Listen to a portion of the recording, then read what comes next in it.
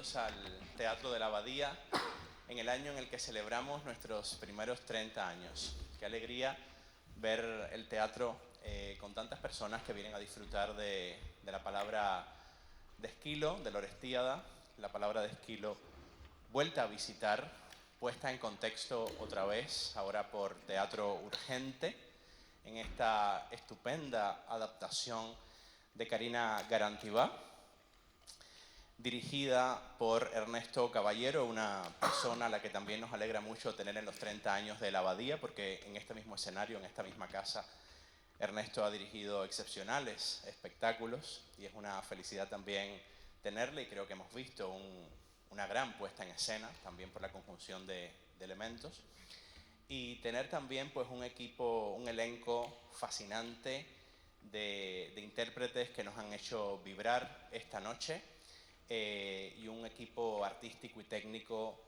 maravilloso que nos ha permitido disfrutar de una experiencia tan completa, con intérpretes técnicos también en escena que son parte no menos importante del acabado de esta función y de todo el juego escénico que Orestiada nos propone. Se trata de un momento de diálogo en el que vamos a abrir sobre todo la palabra a la asamblea. Es una obra en la que la asamblea es muy importante. Y antes quiero mencionar a las personas que están aquí. Como decía Ernesto Caballero, Karina Garantibá, pero también el elenco: Marta Poveda, Gabriel Garbizu, Olivia Baglivi, Nicolás Illoro, Alberto Fonseca, Bastián Iglesias, Samuel Silva y Fer Muratori. Creo que no me dejo a nadie de las personas que están en escena. Vale. Ante todo, bueno, voy a hacer 3 preguntas, una para Karina, una para Ernesto y una para el equipo, para las personas que quieran intervenir. Se han dicho cosas muy importantes sobre este escenario hoy. Se ha hablado de los disfraces de la verdad, se ha hablado de hospitalidades violadas y se ha hablado también de la justicia en esa paradoja que es la justicia como brazo del poder o como instrumento para restablecer el orden. Y el espectáculo, este extraordinario espectáculo, una vez más nos ha puesto ante el abismo, ha abierto muchas puertas y no ha cerrado ninguna. Creo que lo que se escucha allá afuera cada tarde cuando uno sale de la iglesia, de la sala Juan de la Cruz, es también lo que el teatro trae, ¿no? El teatro abierto al debate social y el teatro abierto al debate de las cosas importantes de la vida. La primera pregunta que tengo para Karina sería un poco sobre Teatro Urgente. ¿Qué es Teatro Urgente? Cuéntanos un poquito, Karina. Y en particular, ¿qué es llegar a este momento con la Orestiada? ¿Cuáles han sido las claves, si tuvieras que resumirlas un poco, de la Orestiada?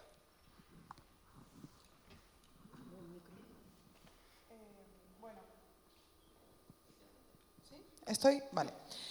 Pues gracias, Abel, y gracias a todas y a todos por este momentito de compartir. Nada, Teatro Urgente básicamente es esto. Somos un grupo de personas que nos metemos en una sala de ensayos para hacer teatro, con unas premisas. Y estas premisas tienen que ver con algunas claves que hay en esta producción. Hay una apuesta por la investigación, por el riesgo, que es un lugar difícil de transitar en un esquema de producción convencional. En Teatro Urgente nos permitimos cierta experimentación a sabiendas de todo lo que eso conlleva, ¿no? De los riesgos que eso tiene. Nos gusta la filosofía, la tragedia como bases del proyecto, interpelar al público sin condescendencia, respetando mucho al público, entendiendo que el público es inteligente y que no requiere que le demos lecciones morales, ni le enseñemos a vivir, ni somos tampoco nosotros nadie para dar esas lecciones, ni nos apetece tampoco. Y lo que está provocando Teatro Urgente, o lo que quiere Teatro Urgente, es esto: es una compañía en la que se recuperan algunas claves del teatro de toda la vida, artesanal, donde, por ejemplo, la composición que ha hecho Bastián Iglesias dialoga con la luz de Samuel, y la puesta en escena de Ernesto es abierta y es un equipo un poco más horizontal, digamos, que donde cada una de las personas que está en este espectáculo ha tenido un margen de creación, y todos y todas hemos tenido también un margen de renuncia, ¿no? Y en ese conflicto entre lo que hemos aportado y renunciado, yo creo que se mueve la idea de Teatro Urgente. Lo que buscamos es crear una compañía con estas claves. Y sobre la pregunta, no me acuerdo ya la otra. Sobre la Orestiada, los motores de la adaptación. Perfecto, vale. Los motores de esta Orestiada, de la dramaturgia, tienen que ver con digamos, a ver, yo he centrado el trabajo en la trama. Hay muchas Orestiadas que ya dialogan con la Orestiada de Esquilo. Hay diversas reescrituras y cada una de estas reescrituras aporta algo que ya nos pertenece, ¿no? Que forma parte de nuestro patrimonio. Y la reescritura poética para mí estaba muy transitada, se había hecho mucho, y entonces quise hacer una reescritura revisando más la trama y digamos la causalidad. Cuando hablo de la trama también hablo de la comprensión de algunos de los personajes. En este caso, Orestes y Clitemnestra han sido las dos tramas, digamos, en las que más he desarrollado o más he aportado un desarrollo que ya habéis visto y que no merece la pena explicar, pero también, por ejemplo, en el personaje de Electra hay una investigación para ir un poco más allá de ese grito y de ese lamento y convertirla también en una figura política. Y básicamente lo que quería y lo que le propuse al equipo y que Ernesto aceptó, era crear una relación con el público en la cual dialogar con ellos, hacerles preguntas acerca también de la idea del destino, acerca de qué parte de nosotros actúa sin que podamos realmente decidirlo. Estamos abocados a según qué cosas, que es una idea que obviamente hemos heredado de todo este patrimonio esquíleo, pero que también en el momento actual nos interpela. Digamos, hasta dónde podemos llegar con nuestra libertad, hasta dónde seríamos capaces de luchar por nuestra libertad y qué tan libre es esa libertad, ¿no? ¿Cuántos condicionamientos? Entonces, bueno, era un poco esa es la cuestión de base y sobre la que se levanta la dramaturgia.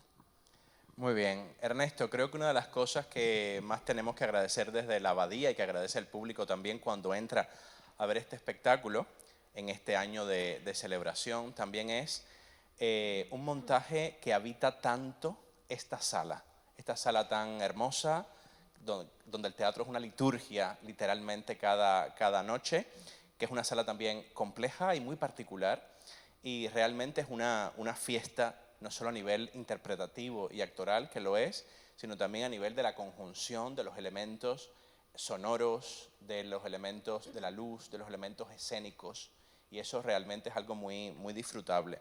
Para que todas estas ideas que comentaba Karina y que hemos podido disfrutar aterricen, hay algo esencial que nos recuerda siempre el teatro, que es la materia, ¿no? Como la forma seguramente es tan importante como los contenidos que se están tratando. ¿Cómo aterriza todas estas ideas que vienen de hace tantos siglos? Esa pregunta que se hace Orestes en un momento, ¿desde cuándo estamos contando esta historia, ¿no? ¿Cómo aterriza todo eso para llegar a esta síntesis, a este juego escénico? ¿Cuáles han sido los principales desafíos para contar esta Orestiada escénicamente hoy? Bueno, vamos a ver. Claro, todo se basa en una palabra que previamente la inventaron los griegos, que es de origen griego, que se llama diálogo. La palabra diálogo está compuesta por dia, que quiere decir a través, y logos, o sea, el pensamiento, el contenido. Es decir, el verdadero diálogo es un entre, es un a través, no es una alternancia de enunciados.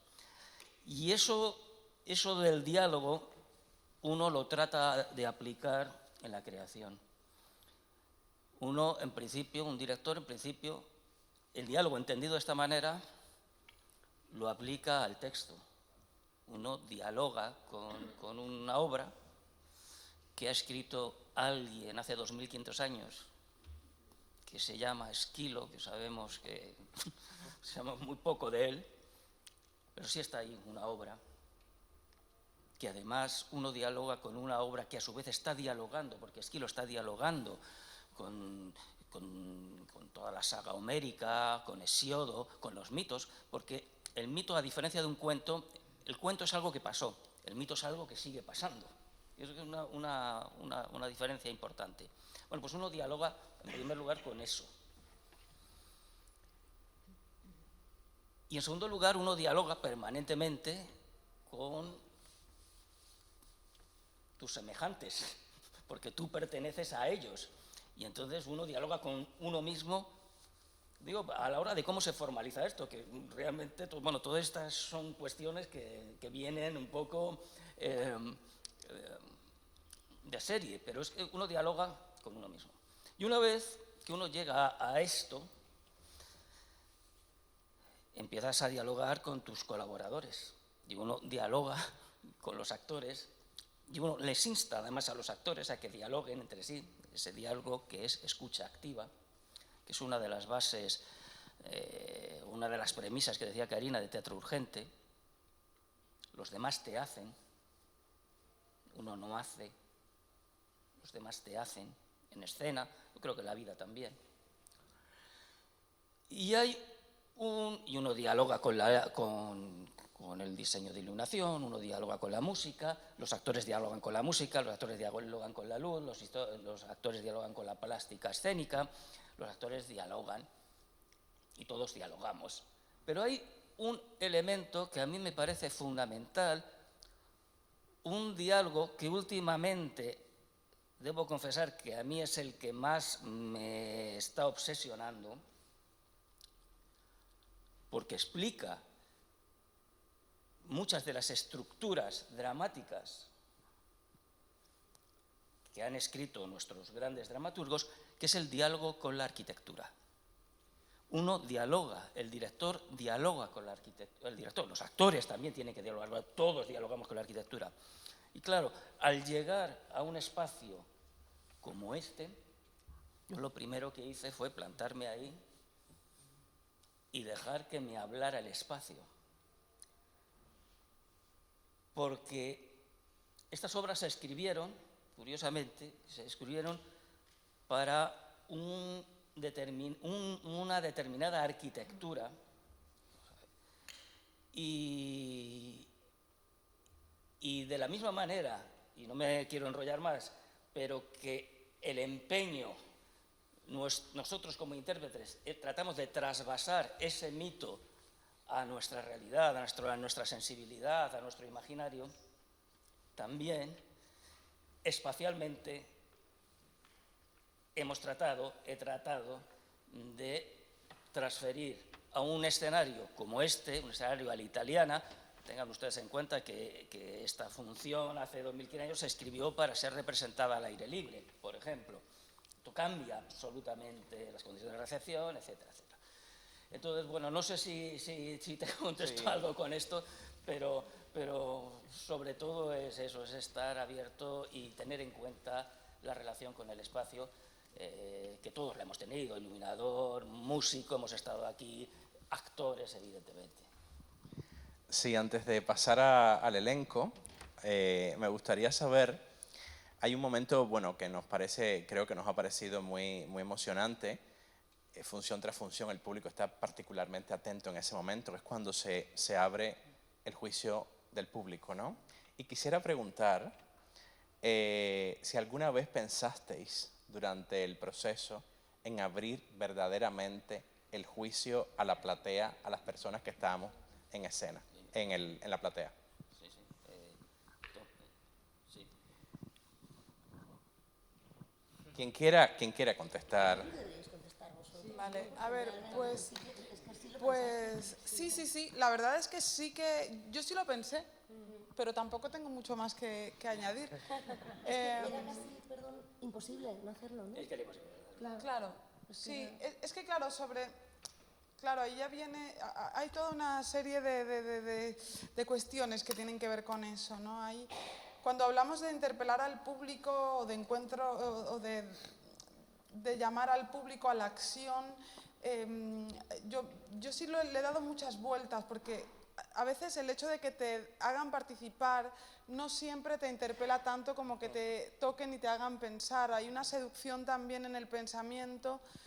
No lo sé, son decisiones difíciles. Valoro también las direcciones que van directamente a por el público. Yo creo que no está claro que esa sea la forma más efectiva de hacer que el público reflexione. Yo no lo tengo tan claro. Sin duda, no, solamente lo comentaba. Yo creo que la decisión del empate dramatúrgicamente es muy poderosa y da pie también a toda la coda final del espectáculo, por supuesto. Es un momento en el que sentí que había algo también que nos interpelaba, pero también nos interpela el silencio de Palas Atenea haciendo como ese recorrido, mirándonos y acompañándonos con su mirada, ¿no? Bueno, una pregunta que tengo para Marta Poveda. Marta, qué alegría tenerte en la abadía. El placer es mío, no sabes cuánto. Esta Clitemnestra que te permite, bueno, que hace como toda la obra, porque la obra además tiene un fascinante cambio de código en un momento determinado, que es todo un reto y que el espectáculo resuelve muy activamente y renueva, yo creo, la atención del público. Esta Clitemnestra mixta que después se transforma en esa sombra de Clitemnestra que te permite también llegar a la asamblea, sentarte aquí, ser parte de alguna forma de nosotras, ¿no? La composición de esta Clitemnestra periodista en tu cuerpo, en tu mente, hoy, un poco cuéntanos, devélanos cómo ha sido este viaje. ¡Guau! Voy a tener que ser escueta porque si no, flipas. Creo que lo primero a lo que me agarré, a ver, no puedo negarlo, enseguida Lady Macbeth, que yo ya la había atravesado, me resonó, pero no porque tengan que ser paralelas, sino por la pérdida de un hijo. Lady Macbeth pierde a su hijo nada más empezar la función y eso es lo que la aboca a prácticamente todas las decisiones que toma, y aquí sucede lo mismo. Entonces, y también en un clima de soledad. Ella ha estado 10 años sola, su esposo, en nombre de Dios, ha matado a la hija que salió de sus entrañas, ella ha estado intentando gobernar un reino desde un lugar que ella entiende como pacífico y cabal, y cuando llega le desmonta todo, y es el que con sus propias manos mató a su hijo. Entonces para mí era fundamental que el motor fuera esa herida, y de ahí el motor siempre conlleva un conflicto que tiene que ver con, bueno, puedo sostener, que es lo que ella pretende hacer, su primer conflicto. Además ella lo dice muy claro: intenté recibir a Agamenón con todo el amor que pude, que lo escribe con mucha claridad Carina, pero al verlo supe que no podía dejarlo con vida. Me gustaba la idea de defender la posibilidad del rencor y del odio de una manera tan visceral en un ser humano, más allá de la ética, algo instintivo y algo de protección de manada, ¿no?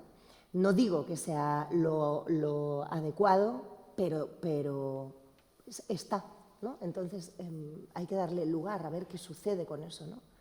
Yo me planteaba, si alguien intenta tocar a mi familia, a mi manada, no creo que... o sea, mi primer instinto sería defender y matar a quien quiere matar, ¿no? Luego no sé si pasado un mes me lo encuentro, pues a lo mejor también, ¿sabes? Y desde luego no mola, pero la suerte de ser actriz y de teatro y de poder hacer tragedias es poder atravesarlo desde un lugar de ficción, ¿no?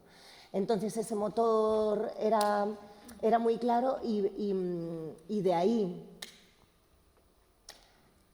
A ver, es que todo, o sea, tengo que ser escueta, ¿no? Porque te diría mil cosas, ¿no? Pero para llevártelo al final, a la furia, a la periodista, a la sombra de Clitemnestra, constantemente el juez está hablando de que hay que comprender a Orestes y que ha llegado el momento de parar el odio y que ya está bien, que si lo que queremos paz es, parémoslo. Tiene toda la razón, pero es como, o sea, voy a sacar aquí el panfleto moradito, pero es como, todos los tíos matan, todos los tíos se vengan, y cuando llega la tía, ¿en serio?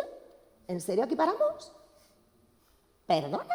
¿No? Esto es lo que mueve a la periodista. ¿Y quién comprende? O sea, estamos intentando comprender a Orestes, pero, por favor, ¿quién comprende a ella? ¿No? ¿Quién la comprende a ella? ¿No?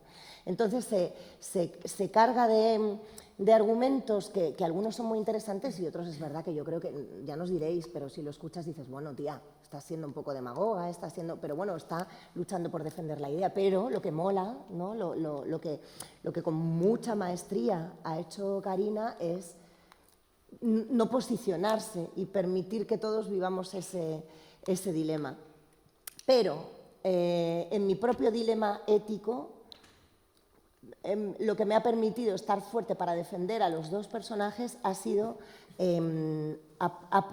apropiarme y comprender su herida y luego ya desde la perspectiva del siglo XXI, porque realmente Atenea dice, hay un empate, a mí no me parió una mujer, me pongo a favor del varón sistemáticamente, que es lo que cada vez menos, en teoría, pero suele pasar, ¿no? Entonces, los mitos hay que revisarlos. Muy bien. ¿Se me entendió? Sin duda. Tengo, antes de abrir a las preguntas del público, una pregunta para Orestes también. Los mitos que hay que revisar sin lugar a duda, y un ámbito, un tríptico como el de la Orestíada, que sigue ese universo de Orestes, nos permite muchísimos caminos por donde ir, ¿no? Está el destino, están los dioses, está esa guía, ¿no? Esa guía mágica que puede ser también el ADN, la historia, la herencia, ¿no? Todo eso que viene ahí. Está la duda, la incertidumbre también, que es lo que hace Orestes también un personaje tan rico, tan con claroscuros. Y este espectáculo y este Orestes también particularmente vive en la incertidumbre, vive en el no saber exactamente, vive en el no cerrar ninguna puerta y está solo ante su presente, ¿no? Hay momentos que el espectáculo también marca muy bien, en los que se hace como una detención, el tiempo se suspende y el personaje nos comparte su reflexión y su incertidumbre. Cuéntanos brevemente las claves de lo que ha sido para ti este Orestes.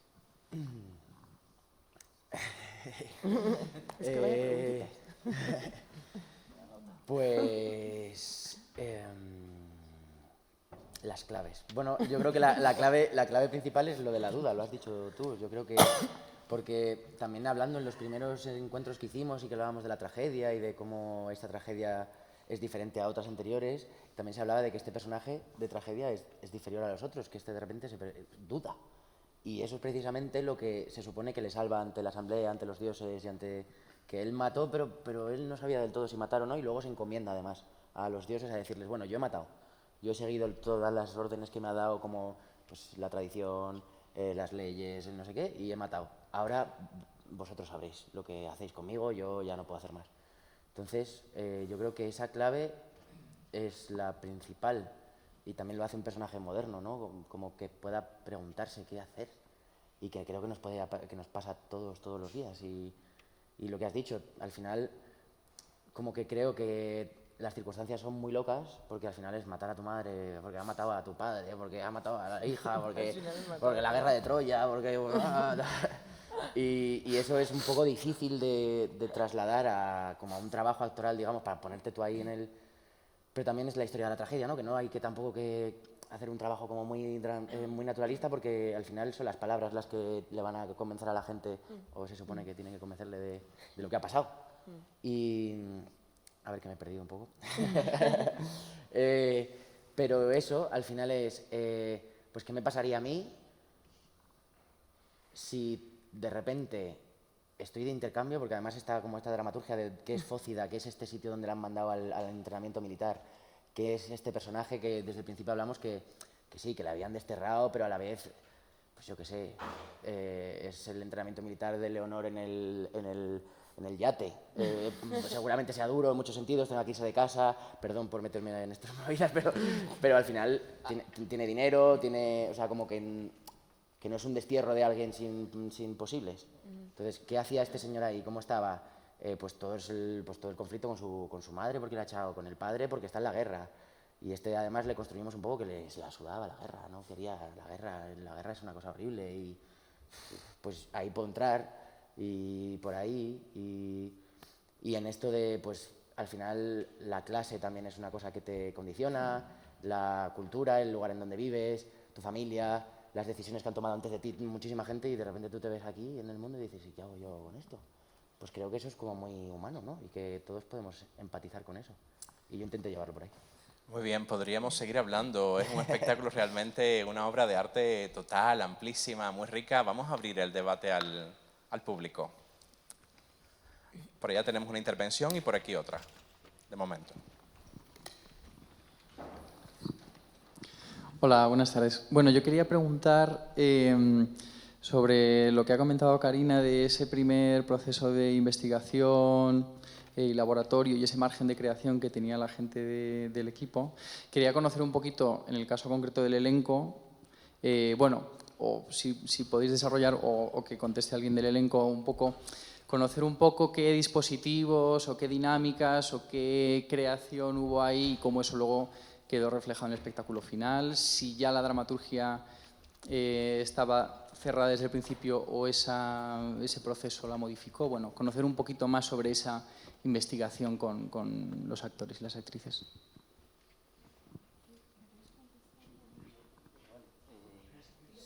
También, si alguien del elenco quiere contestar. Sí, yo si quieres le doy paso. O sea, digo que sobre el texto,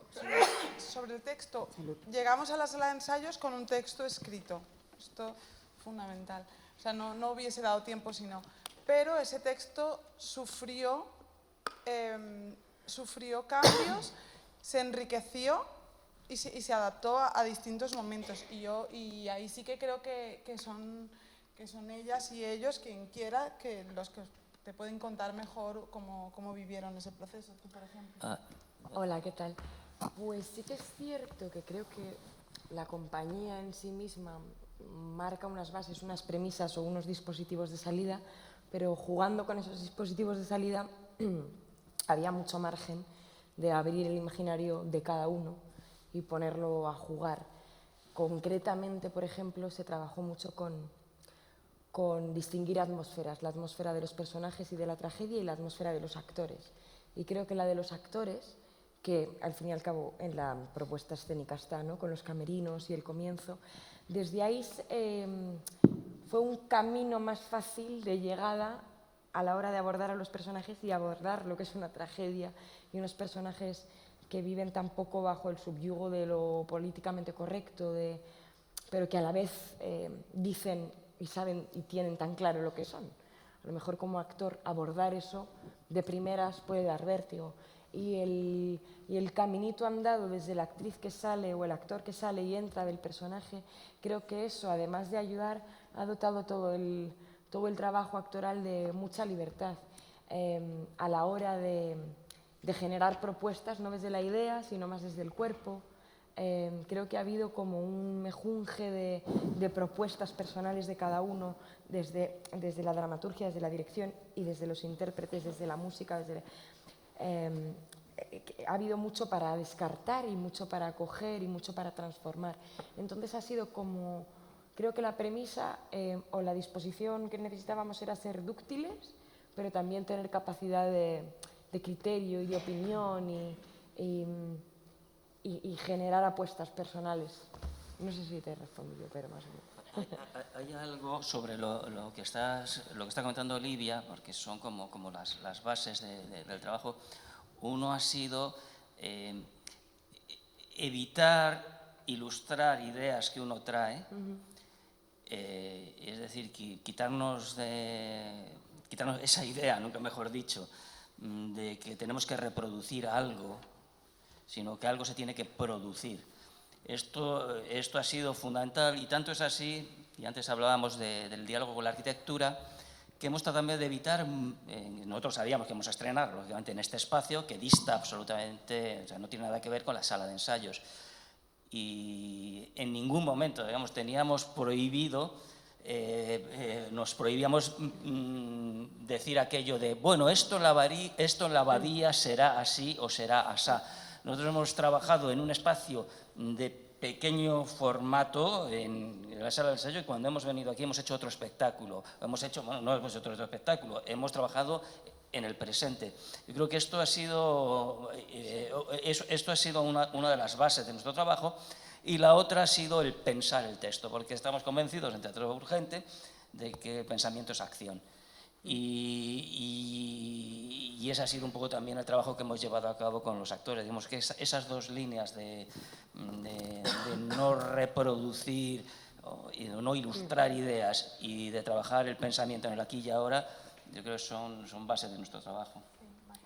Sí, yo quiero añadir el trabajo ha sido muy exigente y ellos han asumido un grandísimo riesgo porque es cierto que cada momento del proceso en el que había algo que no sabíamos agarrar o que necesitamos agarrar desde otro lugar o un texto que no acababa, por ejemplo, o sea, a mí me podía pasar o a otra actriz haciendo el personaje podía no pasarle, pero en todo momento, sin ningún pudor, yo me he permitido decir esto por lo que sea me repele, puedo hacerlo así, puedo hacerlo así, aquí el cuerpo me pide esto, todos lo hemos hecho, hablo de mí personalmente. Y el desapego de ellos a un constructo anterior y la generosidad para evolucionar, he de decir que no es fácil encontrarla y eso ha sido...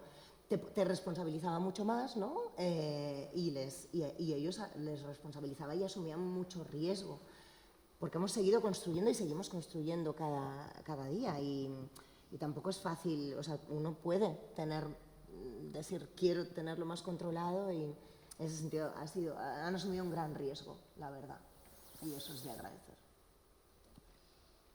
Teníamos otra intervención. Sí. Hola, gracias. ¿Sí me oyes? Sí. Antes que nada, enhorabuena y gracias por este paseo por la tragedia. Y me gustó mucho la idea de poder interrogar al público. Porque somos asamblea, pero también podríamos ser coro. Exacto. Y entonces no sé cómo instrumentalizarlo, evidentemente, pero me parece la idea buenísima. Así que, a ver cómo lo hacéis. Hombre, supongo que con tiempos limitados, 1 o 2 preguntas que se puedan contestar, no que nos podamos enrollar aquí como coro, evidentemente. Y como asamblea menos, pero sería fenomenal. A ver qué es lo que pasa. Gracias. ¿Alguna otra intervención, comentario? Por ahí.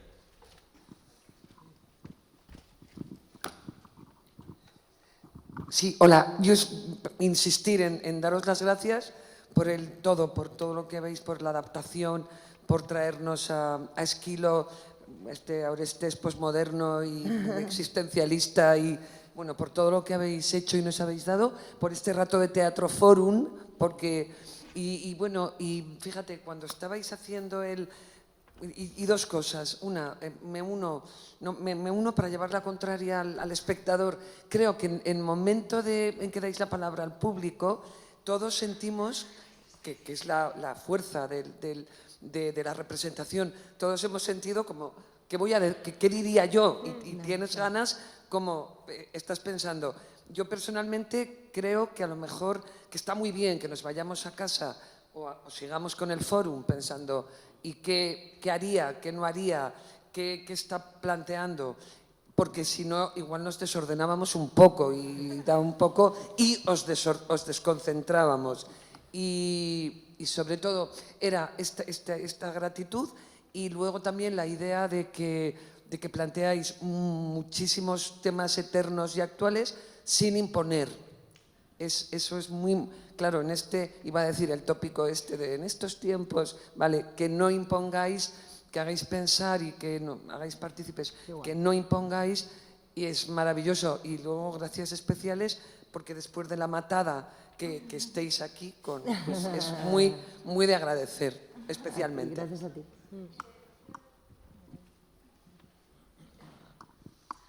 Hola, ¿qué tal? Bueno, lo primero, enhorabuena. Hemos disfrutado muchísimo del trabajazo. Yo, bueno, nosotras somos actrices y evidentemente el elenco actoral maravilloso, chapó, pero sí quería destacar también y como que me inquieta o me voy y me gustaría un poco hablar de la música, que es brutal y que me parece increíble. No sé cómo es tu nombre, Bastián. el músico. ¿Cómo? Ah, encantada.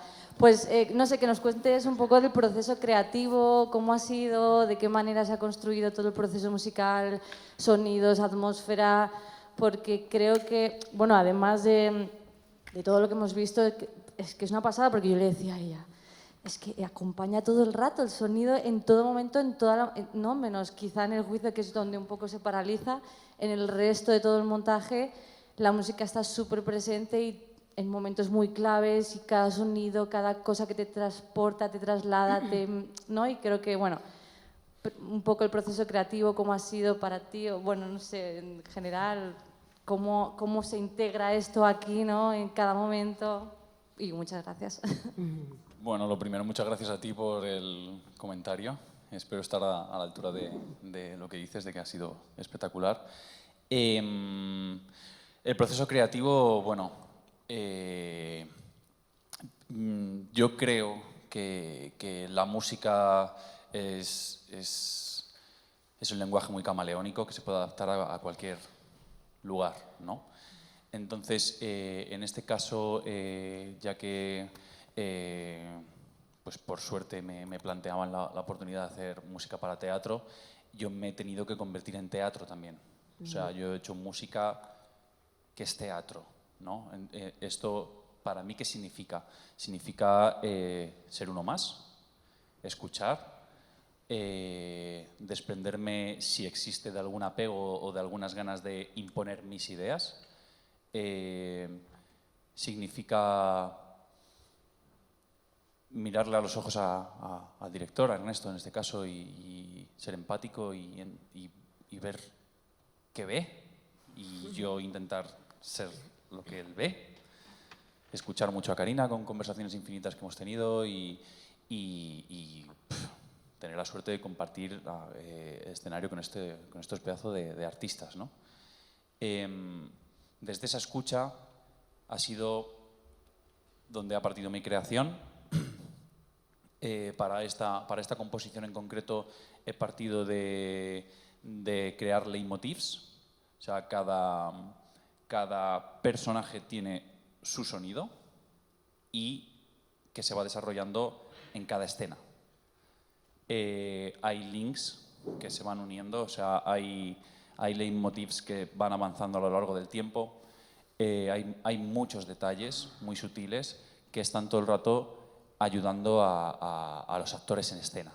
O sea, yo no sé si se aprecia, pero bueno, yo vuelo. O sea, yo estoy en el escenario y me convierto en atmósfera, ¿no? En ningún momento esto se convierte en un concierto mío, ¿no? O en una... A lo mejor cuando hablamos de música adaptada a espectáculos, pues hay muchas maneras, y yo creo que en el teatro hay que ser muy sutil, hay que ser elegante Pero para improvisa poder... también, ¿eh? O sea, que hace diálogo, que es muy guay, que de repente te hace una cosa y te lleva él dramatúrgicamente a otro lugar, ¿eh? Además, te ayuda muchísimo, ¿no? A jugar, a explorar, yo digo... Te acompaña, te motiva. Claro, te acompaña, te por motiva. supuesto, sí. Perdón, ¿eh? Sí, bueno, o sea, en general hay momentos musicales que están pactados entre todos, que está con iluminación, con Samu, con entradas o salidas, transiciones, ¿no? Que son un poquito más estructurales, y luego hay otras en donde es absoluta improvisación y diálogo real con los actores. O sea, está siendo una pasada hacer esto porque día a día esto está vivo, y hay días en donde de repente el actor me da algo nuevo y a mí el dedo se me va a nuevas historias. Bastián, ¿hay algo como mágico que haces en un momento determinado con las manos, que te vemos y que surge el sonido? Sobre todo en la parte final me di cuenta, cuando ya el escenario se queda prácticamente vacío, que estás haciendo algo como mágico. No sé qué es Sí. exactamente. Bueno, este set forma parte un poco de mi propuesta artística, ¿no? En la que estoy en este momento, en donde también Karina y Ernesto me han permitido traerla aquí, que es una oda al ceremín, ¿no? A ellos enseguida les encantó la idea del ceremín y me han permitido traerla aquí. El ceremín es un instrumento que se toca en el aire. Yo aquí en el set tengo 3 ceremines. Uno es el blanco que está ahí, otro es el que está encima del teclado, que tiene la antenita chiquitita que parece una radio, que el otro día en el apagón no hubiera valido de nada porque no vale de radio. Y luego tengo un ceremín óptico, que es como el brazo ese que está ahí, que eso es un ceremín que va con la luz. O sea, es un instrumento que suena con la luz y bueno, o sea, la verdad es que el set está cargado de juguetes. Yo llevo muchos años en investigación para hacer música con ruidos y con frecuencias y bueno, también esa parte, ¿no?, que parece como mágica porque estoy tocando instrumentos en el aire, pues bueno, es porque suenan en el aire. O sea, si alguno de vosotros os metierais ahí en ese set y os movierais, veríais enseguida cómo empieza a sonar las frecuencias. Muy bien. Tenemos otra espectadora que quiere intervenir. Buenas tardes, enhorabuena a todos. Los 3 que andáis por ahí con las mezclas y demás, sois fundamentales, porque la verdad es que hay muchas veces que menos es más y parece que la presencia, ¿no? Pero es increíble, o sea que muy bien. Yo tengo una pequeñísima reflexión y es la siguiente. Drama, porque realmente es un drama que un padre mate a una hija, que un hijo odia a un padre, bueno, lo habitual de cualquier familia, realmente. Una tragedia. Pero sí que es verdad que está muy inteligentemente planteado el final, una fuerza increíble que le habéis dado, porque es magnífica la actuación, y magnífica, porque termina muy en alto. Eso es una garantía enorme para arrastrar al público. Porque una tragedia clásica siempre es como, un clásico, madre mía. Y además va a estar que si Clitemnestra, que si el otro, ¿cómo se llamaba este? ¿Y este de quién era el hijo? Ah, pero este era el sobrino. Ah, sí, pues no me he enterado de nada, chica. O sea, yo he salido, me han gustado, están muy bien todos, pero no me he enterado. Entonces, el tema de la tragedia, que por una parte, bueno, es el día a día, y por otra parte, esa inteligencia que pasando lo que habéis dicho, no era necesario, en mi opinión, la intervención del público. ¿Por qué? Porque Marta lo ha hecho tan bien representando a una parte y él, Garbizo, lo ha hecho tan bien representando a la otra, que todos de una manera, no es que nos hayamos posicionado, es que nos habéis dado lugar a decir, fíjate es que esto, fíjate es que esto otro, que realmente es la comunicación, el diálogo y lo que es la negociación que tenemos que tener en la política. Es decir, bueno, es que este señor, aunque no es de mi palo político, caramba, este argumento, caramba, mi argumento, caramba. Y entonces no me parece que sea necesario el público, creo que habéis tomado muy buena decisión y me ha encantado y muy inteligente por tu parte, Ernesto, señor director. El terminar, se termina absolutamente arriba la función y eso es una maravilla para todos. Así es que muchísimas gracias a todos. Olivia, que... y para todos, sois estupendos, de verdad, muchas gracias. Has comentado algo realmente importante y es que ese doble rol que hace Gabriel Garbizu en el espectáculo también, que está tan marcado, ¿no? Y toda esa segunda parte del debate, hay algo en un momento que a mí me impactó cuando lo vi por primera vez y ahora de nuevo, cuando él le dice, ante todas las cosas que le está diciendo la periodista, él le dice, te entiendo. Pero había algo también como te entiendo, pero hay que restablecer la paz. Te entiendo, pero hay que acabar con esta herencia de odio. Te entiendo, pero digamos que se queda también el debate abierto, ¿no? Gabriel, me gustaría que comentaras algo, un poco, Te tocan además dos personajes absolutamente polares. Te toca en quien cae toda... Te matan, se ensañan contigo y luego... Oye, tampoco. También se le defiende. Bueno, por comentar, ya que hablas de esa frase, creo que es la frase más difícil de toda mi carrera. Porque, o sea, dos palabras, te entiendo, valga la redundancia, ¿no? Pero como de alguna manera, sí, recoge un poco todo eso que has dicho de... Vale, te entiendo todo lo que me estás contando, pero tienes que implicarte en el nuevo planteamiento que plantea Esquilo, que es una nueva Atenas con una nueva manera de hacer justicia, ¿no? En la que yo personalmente creo, con todos sus defectos, como dice Atenea, ya que yo soy el alter ego de Atenea, claro está, porque en la Orestiada pues no está el juez, está Atenea. Y entonces ella dice una frase algo así como, puede que no sea perfecto, puede que no sea, como dices, Olivia, perfecto. No será perfecto, no será limpio, no será infalible, pero será mejor y pero será mejor. Es increíble esa frase. Eso es lo que yo Y considero. lo del silencio pesa es increíble. Entonces, bueno, esa frase pues me resulta muy complicada siempre cuando llego a ella.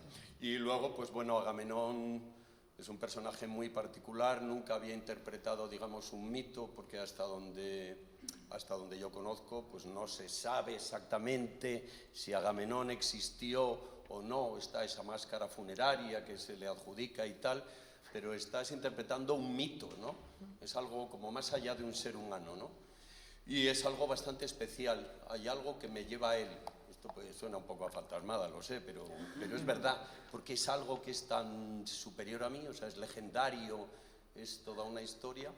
Luego está el de la funeraria, que representa al coro, el pueblo, que es muy divertido. Pues me pasa y bien, lo paso especialmente bien, después de que me han acribillado. Y luego está el juez, alter ego de Atenea, y es algo muy especial en esta relación que hacemos como Marta siendo parte del público, y entonces de alguna manera me relaciono con todo el patio de butacas, al igual que Marta. Esto creo, si no recuerdo mal, que no lo había hecho nunca, con lo cual es una experiencia especialmente interesante y estoy de acuerdo con quienes habéis opinado que mejor que no intervengáis.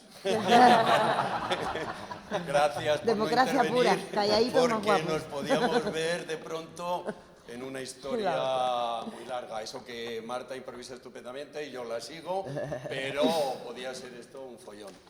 Y nada, un placer de realmente pues estar aquí con vosotros, haber hecho la función para vosotros e interpretar la Orestiada en su conjunto.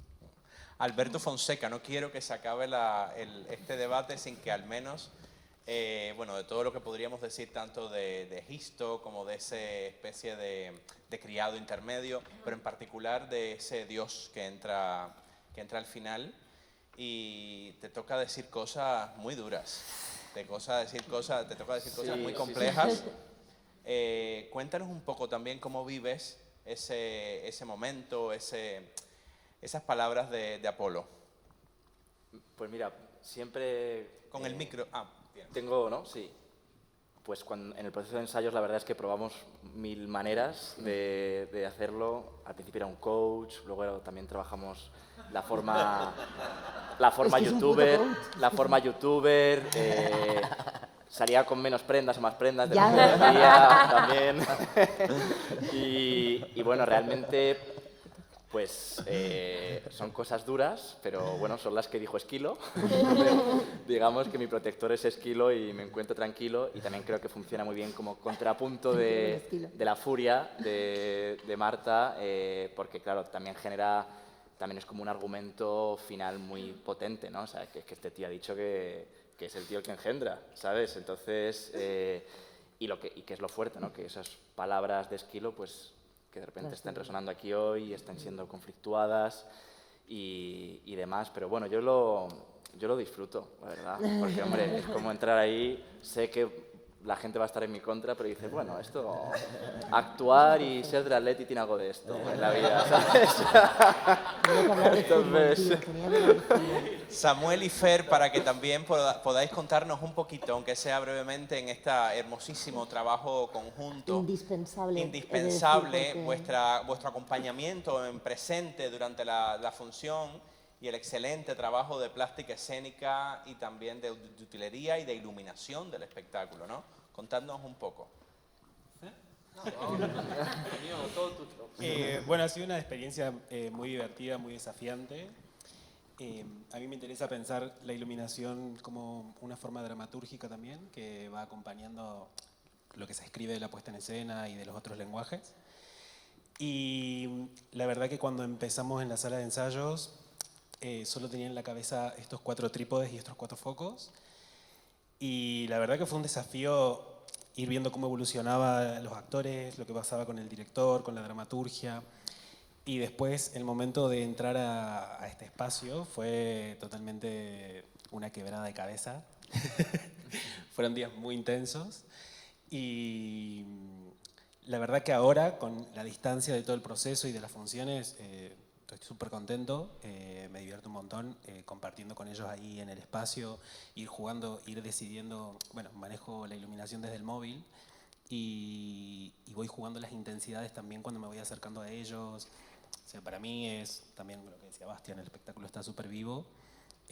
Con Bastián también tuve el placer de trabajar antes, lo admiro un montón y la verdad que pensar en forma de luz su composición es increíble. Así que, bueno, eso. Nada, yo lo único que agrego es que creo que lo bonito de esto en lo personal y creo que en el grupo en general es que terminamos funcionando como una maquinaria, o sea, que somos engranajes unos de otros, porque realmente es lo que creo que somos, o sea, funcionamos como una máquina. Es que es así, es que creo que ninguno es nada sin el otro en algún punto, desde el primero al último, y eso creo que en lo personal, y voy a hablar por todos, creo que es muy bonito y que es algo que hemos podido disfrutar muchísimo y que estamos disfrutando.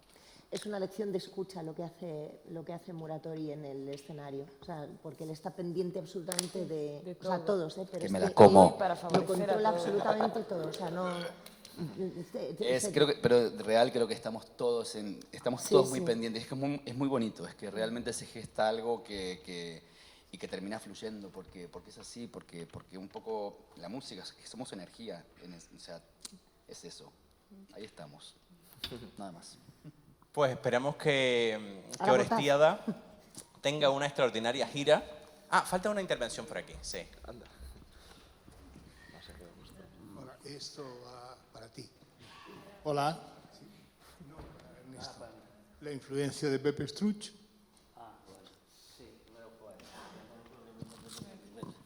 Bueno, es un colofón muy emotivo, sí. Pepe Struch fue mi maestro. Me enseñó todo. Bueno, me enseñó una cosa, es decir, que él en una ocasión dijo, vosotros creéis que los maestros enseñan lo que saben, y estáis equivocados. Los maestros enseñan lo que son. Y Struch me enseñó lo que es, y era el teatro.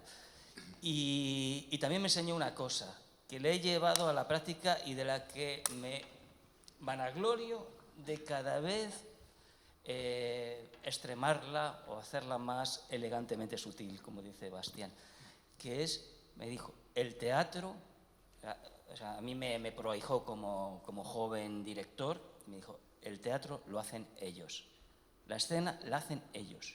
Eso parece muy fácil de enunciar, pero es toda una técnica. Hacer con lo que hacen, hacer con lo que hacen. Y en ese sentido bueno, me alegra mucho, me emociona, me voy con este recordatorio, te lo agradezco mucho. Yo también soy alumno de Pepe y me emociona. Sí. igual que el padre de Con Iván. mi padre, es que él estudió con mi padre. Ah, caramba, claro que sois el padre. Bueno, pues oye... No, es amigo de mi padre y estudiaron juntos. Ah, estudiaron juntos. Tengo montado un grupo muy desparramado por el mundo de la EMAD, de la Escuela Municipal de Arte Dramático de Montevideo. Muy desparramado y somos amigos desde hace 62 años. Claro, fíjate. Rubén. Pues mira, es que... Claro.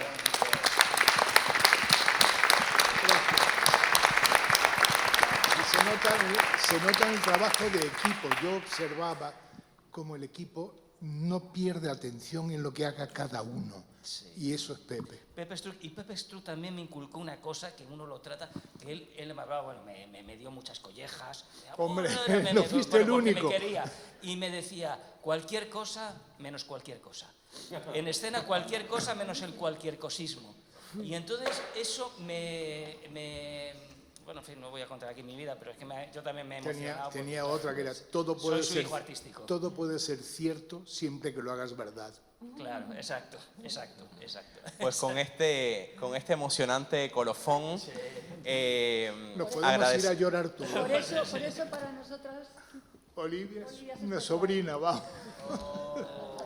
Agradecemos muchísimo vuestra presencia, vuestra escucha, haberos quedado también a este ratito y bueno, hemos visto la herencia también de un maestro en otro maestro, Ernesto Caballero, al frente de esta extraordinaria tropa de teatro urgente. Decía que os deseamos desde la Abadía que tengáis una gran gira. Será difícil de igualar la belleza de este escenario, eso hay que decirlo también, pero seguramente que tendréis mucho público en muchos lugares que también se emocionarán como lo hemos hecho esta noche. Recordad, por favor, que el Teatro de la Abadía siempre os está esperando. Muchas gracias. Gracias.